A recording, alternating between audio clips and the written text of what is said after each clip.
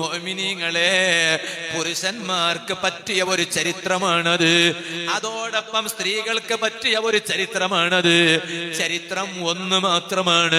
ആ ചരിത്രത്തിൽ ഒരു ആണായ മഹാനുണ്ട്, ഒരു പെണ്ണായ മഹദിയുണ്ട്. ആ രണ്ട് പേരുടെയും പ്രത്യേകത എന്താണ്? സ്വർഗത്തിൽ അവർക്ക് രണ്ടാൾക്കും അടുത്തടുത്താണ് ഇരിപ്പിടമുള്ളത്. ആ മഹാന്റെ അരികിൽ ഈ മഹദിക്കാണ് ഇരിപ്പിടം, ഈ മഹദിയുടെ അരികിൽ ആ മഹാനാണ് ഇരിപ്പിടം. ഈ സദസ്സിൽ ഇരുന്ന് വാല് കഴിഞ്ഞിട്ട് പിരിഞ്ഞു പോകുമ്പോ ഒരു തീരുമാനമെടുക്കണോ? സ്വർഗത്തിൽ ഞാനൊരു നല്ലവനായി ഇരിക്കുമ്പോ എന്റെ ഭാര്യ എന്റെ മഹദിയായി സ്വർഗത്തിൽ വരണോ? സ്ത്രീകൾ ചിന്തിക്കണോ, ഞാനൊരു സ്വർഗത്തിലെ ഒരു മഹദിയായി കഴിയുമ്പോ എന്റെ തൊട്ടടുത്ത കസേരയിൽ എന്റെ ഭർത്താവ് ഒരു മഹാനായി വരണോ? ആ ചിന്ത പുരുഷന്മാരുടെയും സ്ത്രീകളുടെയും ഖൽബിൽ ഉദിക്കാനാണ് ഞാൻ ഈ ചരിത്രം പറയാൻ ഉദ്ദേശിക്കുന്നത്. അത് പറഞ്ഞിട്ട് ഞാൻ എന്റെ ഇന്നത്തെ വാദം നിർത്തുന്നു. നിങ്ങൾക്ക് പ്രയാസമില്ലെങ്കിൽ ഒന്നെണീറ്റ് നിൽക്കുമോ? എല്ലാ മുഅ്മിനുകളും ഒന്നടുത്തേക്ക് വരൂ. നമുക്ക് ഇൻഷാ അല്ലാഹ് ദുആ ചെയ്ത് പിരിയണം. നല്ല മാസമല്ലേ റജബ് മാസം, ശഹറുൽ ഇബാദ. എല്ലാവരും അടുത്തേക്ക് വരിക, അടുത്തേക്ക് വരിക. അപ്പൊ സ്റ്റേജിന്റെ മുന്നിൽ നിങ്ങളെ മുഖമൊക്കെ വ്യക്തമായിട്ട് കണ്ടിട്ട് ഒന്ന് ദുആ ചെയ്തിട്ട് പോകാൻ കഴിയും. അല്ലാഹു തആല ഞങ്ങളെ ഈ സദസ്സ് ദുആ ഇജാബത്തുള്ള സദസ്സായി നീ കബൂൽ ചെയ്യണം റഹ്മാനേ. മുഅ്മിനീങ്ങളെ, റജബ് എത്തിക്കഴിഞ്ഞു. അല്ല റജബ് തീരാറായല്ലോ. അടുത്തത് ശഅബാനാണ്. റജബ് 27-ാം രാവ് അടുത്ത വ്യാഴാഴ്ച രാവാണല്ലോ. വരുന്ന 8-ാം തീയതി ഉമ്മമാരെ റജബ് 27ആണല്ലോ. ഇന്ന് 5-ാം തീയതിയാണ്. നാളെ 6, മറ്റന്നാള് 7, പിറ്റന്നാള് 8. റജബ് 27-ാം രാവിലല്ലേ സറൈത മിൻ ഹറമിൻ ലൈലൻ നീലാ ഹറമി കമാ സറൽ ബദ്റു ഫീ ദാജിം മിനൽ ളുലമി വബിത്ത തർഖാ ഇലാ أنلت منزلة من قاب قوسين لم تدرك ولم ترمي. എല്ലാവരും ഈ മാടന്നൂർ മഖാം പരിസരത്ത് നിന്ന് ഒരു സ്വലാത്ത് ഉറക്കെ മദീനയിലേക്ക് അങ്ങ് ചൊല്ലും. മൗലായ സ്വല്ലി വസല്ലിം ദായി മൻ അബദാ على حبيبك خير الخلق كلهم. ഇതുപോലത്തെ ഒരു റജബ് 27-ാം രാവിലല്ലേ നബി സല്ലല്ലാഹു അലൈഹി വസല്ലം തങ്ങള് ഇസ്റാ മിഅ്റാജ് യാത്ര പോയത്. ആ 27-ാം രാവാണ് അടുത്ത 7 പകല് കഴിഞ്ഞിട്ടുള്ള രാത്രി. അതിന് അറബിയിൽ പറയുന്നത് ലൈലത്തുൽ മിഅ്റാജ്. ഹബീബായ സല്ലല്ലാഹു അലൈഹി വസല്ലം തങ്ങൾ മിഅ്റാജിന് പോയ രാവ് എന്നാണ്. ആ 27ന്റെ പകലിന് പറയൽ യൗമൽ മിഅ്റാജ്, മിഅ്റാജിന്റെ പകൽ എന്നാണ്. ഉമ്മമാരെ, റജബ് നോമ്പിന്റെ മാസമാണ്. ഫത്ഹുൽ മുഈനിൽ വരെ ഇല്ലേ മുതഅല്ലിമുകളെ, അഫ്ളലു ശുഹൂരി ലിസ്സൗമി ബഅദ റമളാൻ. റമളാൻ കഴിഞ്ഞാൽ നോമ്പിന് ഏറ്റവും ശ്രേഷ്ഠമായ മാസം അൽ മുഹറം, മുഹറം മാസമാണ്. സുമ്മ റജബ്, മുഹറം കഴിഞ്ഞാൽ റജബ് മാസമാണ്. റജബ് ഷഹറുൽ ഇബാദ, ധാരാളം ഇബാദത്ത് അധികരിപ്പിക്കേണ്ട മാസമാണ് റജബ്. റജബ് ഷഹറു തൗബ, ജീവിതത്തിൽ വന്നുപോയ പാപങ്ങൾ അതെല്ലാം ഏറ്റുപറഞ്ഞ് കുറ്റബോധത്തോടെ റബ്ബിലേക്ക് പശ്ചാത്തപിച്ച് തൗബ ചെയ്ത് മടങ്ങേണ്ട മാസമാണ് റജബ്. വരാൻ പോകുന്ന റമളാനിന് ഒരുക്കം തുടക്കേണ്ട മാസമാണ് റജബ്. കൃഷി ചെയ്യേണ്ട മാസമാണ് ശഅബാൻ. വെള്ളം കൊണ്ട് ചെയ്ത കൃഷി നനയ്ക്കേണ്ട മാസമാണ് റമളാൻ. ചെയ്ത കൃഷിയുടെ ഫലം കൊയ്തെടുക്കേണ്ട മാസമാണ്. ആ റമളാനിന്റെ നേട്ടങ്ങൾ കൊയ്തെടുക്കാൻ കഴിയണമെങ്കിൽ റജബിൽ തന്നെ കൃഷി ചെയ്യണം, ഒരുങ്ങണോ. ഉമ്മമാരെ, റജബ് 27-ാം ദിവസം മറക്കരുത്. ഒരു ഭാഗം നോക്കുമ്പോ വ്യാഴാഴ്ചയാണ്. വ്യാഴാഴ്ച നോമ്പ് സുന്നത്തുള്ള ദിവസമാണ്. പോരാ, മെഹറാജ് ദിവസം നോമ്പ് സുന്നത്താണെന്ന് ചില പണ്ഡിതന്മാര് പറഞ്ഞിട്ടുണ്ട്. ഫിഖ്ഹിന്റെ കിതാബിൽ മഹാന്മാരത് രേഖപ്പെടുത്തിയിട്ടുണ്ട്. അതുകൊണ്ട് ഈ വരുന്ന വ്യാഴാഴ്ച നോമ്പ് നോക്കാൻ മറന്നു പോകരുത്. പണ്ഡിതന്മാരെ രേഖപ്പെടുത്തിയത് കാണാൻ കഴിയോ? റജബ് 27-ാം ദിവസം ഒരാൾ നോമ്പ് നോറ്റാൽ അതേ ഫകഅന്നമാ സ്വാമ 60 ശഹ്റാ. ആ മനുഷ്യൻ 60 മാസം നോമ്പ് നോറ്റതിനു തുല്യമാണ്. അഥവാ കുതിബ ലഹു സവാബു സിയാമി 60 ശഹ്റാ. ആ മനുഷ്യന് 60 മാസം നോമ്പ് നോറ്റ പ്രതിഫലം അല്ലാഹ് കണക്കാക്കി കൊടുക്കുന്നു.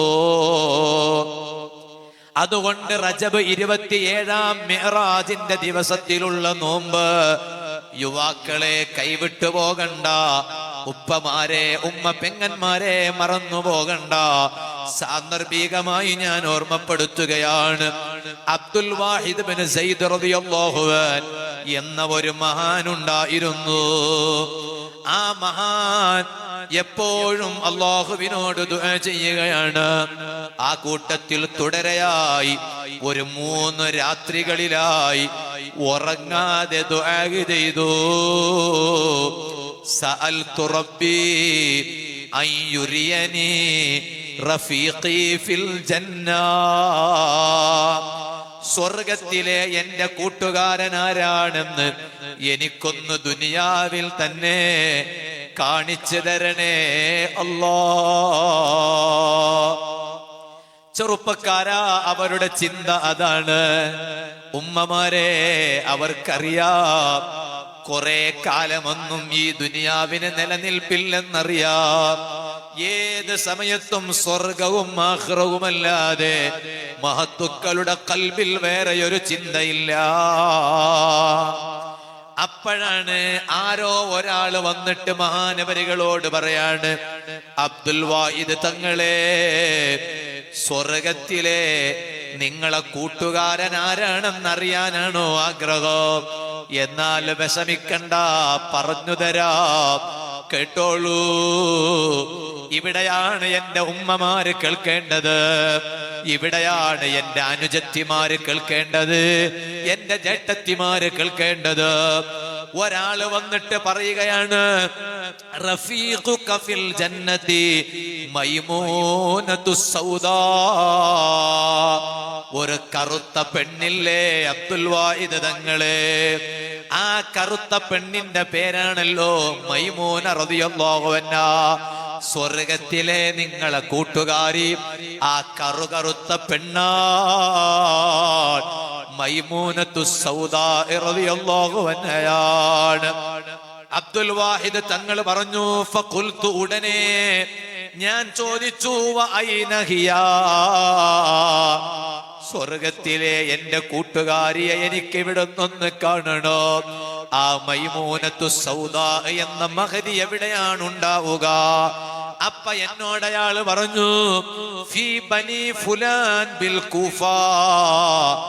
കൂഫ എന്ന പ്രദേശത്ത് ഇന്നാലിന്ന കുടുംബ വീട്ടിലാണ് മൈമൂനത്തു സൗദാ ഉള്ളത്. അബ്ദുൽ വാഹിദ് തങ്ങൾ ആ മഹദിയെ കാണാൻ ചെല്ലുകയാണ്. ഉമ്മമാരെ, വെറുതെയല്ല സ്വർഗീയ കൂട്ടുകാരിയാകുന്നത്. അബ്ദുൽ വാഹിദ് എന്ന വലിയ മഹാന്റെ സ്വർഗീയ പെണ്ണാണ് മൈമൂനത്തു സൗദാ എങ്കില് വെറുതെയാകൂല, സ്വർഗത്തിൽ മഹത്തുക്കളുടെ ഭാര്യമാരാകാൻ ഇവിടെയുള്ള ജീവിതം അതുപോലത്തെ ജീവിതമാകണേ. അബ്ദുൽ വാഹിദ് തങ്ങൾ പോയി നോക്കുമ്പോഴോ മൈമൂനത്തു സൗദാ ബീവിയോ ഫഇദാ ഹിയ ഖായിമത്തുൻ തുസല്ലി, നിസ്കരിച്ചുകൊണ്ടിരിക്കുകയാണ്. ഏത് സമയത്തും നിസ്കാരം നിസ്കാരം നിസ്കാരം. ഫർള് നിസ്കാരം മാത്രമല്ല, എപ്പോഴും നിസ്കാരം തന്നെ. നിസ്കാരം പാടില്ലാത്ത സമയം മാറ്റിവെച്ചാൽ ബാക്കി മുഴു സമയവും നിസ്കാരമാണ്. പോയി നോക്കുമ്പോ നിസ്കാരമാണ്. വഇദാ ബൈന യദൈഹാ ഉഖാസ്, നിസ്കരിക്കുമ്പോ നേരെ മുന്നില് ഒരു വടിയുണ്ടല്ലോ. മൈമൂനത്തു സൗദാ നിസ്കരിച്ച് നിസ്കരിച്ച് ക്ഷീണിക്കുമ്പോ, നടക്കാൻ കഴിയാതെയാകുമ്പോ പിടിച്ച് നടക്കാനുള്ള വടിയാണ്. ഇന്ന് നിങ്ങൾക്ക് എന്ത് ഇബാദത്ത് പറയാനുണ്ട് ഉമ്മമാരെ? കുറെ കറക്കമുണ്ട്, കുറെ തമാശയുണ്ട്, കുറെ എണ്ണിപ്പറയലുണ്ട്, കുറെ കുറ്റം പറയലുണ്ട്. അല്ലാതെ ഇതിന് സമാനമായ ഇബാദത്ത് പറയാൻ എത്ര ഉമ്മമാര് നമ്മുടെ വീടുകളിലുണ്ട്, നമ്മുടെ കുടുംബങ്ങളിലുണ്ട്, നമ്മുടെ നാട്ടിൻ പുറങ്ങളിലുണ്ട്. പോരാ, ആ നിസ്കരിക്കുന്ന സ്ഥലത്ത് നോക്കുമ്പോ മൈമൂന ബീവിയുടെ ശരീരത്തിൽ ഒരു നിസ്കാര ഖമീസുണ്ട്, ഒരു നിസ്കാര കുപ്പായമുണ്ട്. ആ കുപ്പായത്തിന്റെ പരിസരത്തൊരു എഴുത്തു കാണാം, ലാ തുബാഉ വലാ തുശ്തറാ. ഈ കുപ്പായം ഞാൻ മരിച്ചാലും വിൽക്കാൻ പാടില്ലാത്ത കുപ്പായമാണ്. ഒരു പക്ഷേ വിൽക്കുകയാണെങ്കിൽ പോലും ഇത് വാങ്ങാൻ ആരും വന്ന് സഹകരിക്കരുതേ. മരിച്ചാൽ എനിക്ക് ധരിക്കാനുള്ള കുപ്പായമാണിത്. എന്റെ ജീവിതകാലത്ത് കുറെ നിസ്കരിച്ച കമീസാണിത്. ഈ കമീസ് ഇട്ടിട്ട് വേണം എനിക്ക് കിടക്കാൻ. ആ എഴുത്ത് അവിടെ എഴുതി വെച്ചത് കാണുന്നു. പോരാ, വലിയ മഹദിയല്ലേ. ഒരു സ്ഥലത്തൊരു മഹാനുണ്ടായാൽ, ഒരു മഹദിയുണ്ടായാൽ പരിസരത്തിന് തന്നെ വലിയ സംരക്ഷണമാണല്ലോ. മാടന്നൂരിന് കാവലുണ്ടല്ലോ, ഇവിടെയുള്ള പള്ളിക്ക് കാവലുണ്ടല്ലോ, ഇവിടെയുള്ള മദ്രസക്ക് കാവലുണ്ടല്ലോ, ഇവിടെയുള്ള നൂറുൽ ഹുദക്ക് കാവലുണ്ടല്ലോ. എവിടത്തെ കാവലാണ്? ഇവിടെ മറപ്പെട്ട് കിടക്കുന്ന വലിയ വലിയ ശുഹദാക്കളുടെ കാവലാണ്. മൈമൂനത്തു സൗദാ എന്ന് ജീവിച്ചിരിപ്പുള്ള മഹദി, വലിയ ഇബാദത്തുള്ള മഹദി. ആ മഹദിയുടെ പരിസരം അബ്ദുൽ വാഹിദ് ബിൻ സയ്യിദ് റളിയല്ലാഹു അൻഹു മെല്ലെ ഇങ്ങനെ നോക്കുമ്പോൾ വേറെ എവിടെയും കാണാത്ത കാഴ്ചയാണ് കാണുന്നത്. വഇദൽ ഗനബു മഅദ്ദിആബി, ആടും ചെന്നായയും ഒന്നിച്ച് മേയുകയാണ്. എവിടെയെങ്കിലും ഈ കാഴ്ച നമുക്ക് കാണാൻ പറ്റുമോ? ആട് ഉള്ളവിടെ, ചെന്നായ ഉള്ളവിടെ ആടിനെ കാണാൻ പറ്റില്ല. ഒറ്റക്ക് ആടിനെ കണ്ടാൽ ചെന്നായ വിടൂല്ല. എന്നാൽ മൈമൂന ബീവിയുടെ പരിസരമോ ഒരുപാട് ചെന്നായകൾക്കിടയിൽ ഒരാട് ഒറ്റക്ക് മേയുന്നു. ചെന്നായ ആടിനെ ശല്യം ചെയ്യുന്നില്ല. ആടിന് ചെന്നായ ഉണ്ടെന്ന ഭയമില്ല, പേടിയില്ല. കാരണം അവിടെയുള്ളത് വലിയ മഹദിയല്ലേ. ആ മഹദിക്ക് ആടിനും കാവലാണ്. ആടിന് ധൈര്യമാണ് മഹദിയുടെ മുന്നില്. സുബ്ഹാനല്ലാഹ്. അബ്ദുൽ വാഹിദ് റളിയല്ലാഹു അൻഹു പറയാണ്, ആ മൈമൂനത്തു സൗദാ എന്ന മഹദി എന്നെ കണ്ട ഉടനെ, നിസ്കാരം കഴിഞ്ഞിട്ട് കണ്ടപ്പോൾ വേഗം എന്നോട് വന്നിട്ട് പറഞ്ഞു, ഇർജിഅ ഇബ്ന സയ്യിദ്, ഓ അബ്ദുൽ വാഹിദ്, നിങ്ങളൊരു അന്യ ആണാണ്, ഞാനൊരു അന്യ പെണ്ണാണ്, ഇവിടെ വരണ്ട. ലൈസൽ മൗഇദു ഹാഹുനാ, ഞാൻ നിങ്ങളെ സ്വർഗത്തിലെ കൂട്ടുകാരി എന്ന് കരുതിയിട്ടല്ലേ നിങ്ങൾ ഇവിടെ വന്നത്? നോക്കൂ, നിങ്ങൾ ആരും പറഞ്ഞു കൊടുത്തിട്ടില്ല. മൈമൂന ബീവിക്ക് കശ്ഫ് കറാമത്ത് കൊണ്ട് മനസ്സിലായി. എന്നിട്ട് അബ്ദുൽ വാഹിദ് തങ്ങളോട് പറയാണ്, ലൈസൽ മൗഇദു ഹാഹുനാ, ഞാൻ നിങ്ങളെ കൂട്ടുകാരിയാണ്, നിങ്ങൾ എന്റെ കൂട്ടുകാരനാണ്, അത് ഇവിടെയല്ല, ഫിൽ ജന്നതി, സ്വർഗത്തിലാണ്. അതുകൊണ്ട് ഇപ്പൊ നിങ്ങൾ തിരിച്ചു പോകണോ, ഇപ്പൊ നിങ്ങൾ മടങ്ങിപ്പോകണോ? സുബ്ഹാനല്ലാഹ്. അബ്ദുൽ വാഹിദ് തങ്ങൾ ചോദിച്ചു, ഞാൻ പോകാം, ഞാൻ നിങ്ങളെ തൊടാൻ വന്നതല്ല, കാണാൻ വന്നതല്ല. നിങ്ങളെ വായയിൽ നിന്ന് എനിക്കൊരു ഉപദേശം കേൾക്കണം. നിങ്ങളെ കൂട്ടുകാരനായി സ്വർഗത്തിൽ എന്നെ കാണണം. ആ ഉപദേശം കേൾക്കാനാണ് വന്നത്. റബ്ബ് നിങ്ങൾക്ക് പഠിപ്പിച്ചതിൽ നിന്ന് കുറച്ച് എനിക്ക് പറഞ്ഞു തരുമോ? ഉടനെ ആ മഹദി എവിടെന്ന് പറയാണ്, വഅജബാ. അബ്ദുൽ വാഹിദ് തങ്ങളോട് പറഞ്ഞു, എന്ത് അത്ഭുതം! യുഅദു ലിവാഇദിൻ, വഅദ് പറയുന്ന മുസ്ലിയാർക്ക് ഞാൻ വഅദ് പറഞ്ഞു കൊടുക്കുകയാണോ? നിങ്ങൾ വഅദ് പറയുന്ന പണ്ഡിതനല്ലേ, നിങ്ങൾക്ക് ഞാൻ എങ്ങനെ വഅദ് പറഞ്ഞു തരൂ? എന്നാലും പറ്റൂല, എനിക്ക് നിങ്ങൾ ഉപദേശിക്കണം.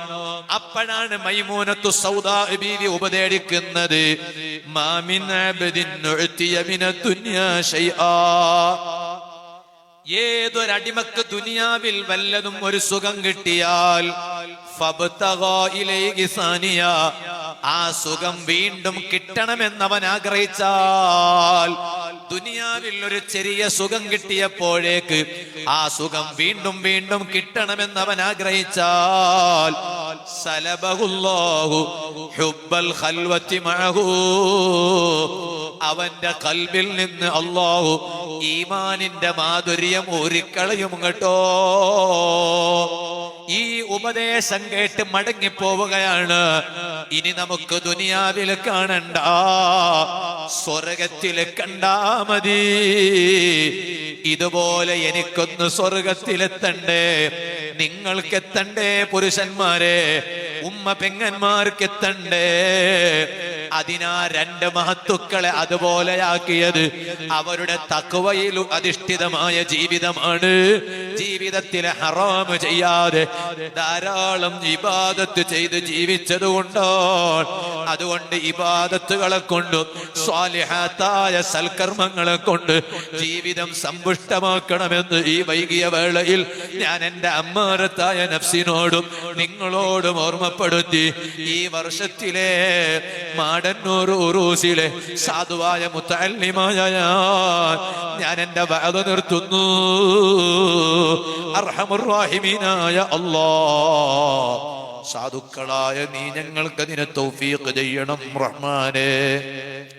ഈ സദസ്സ് നീ അതിന് കാരണമാക്കണം അല്ലാഹ്.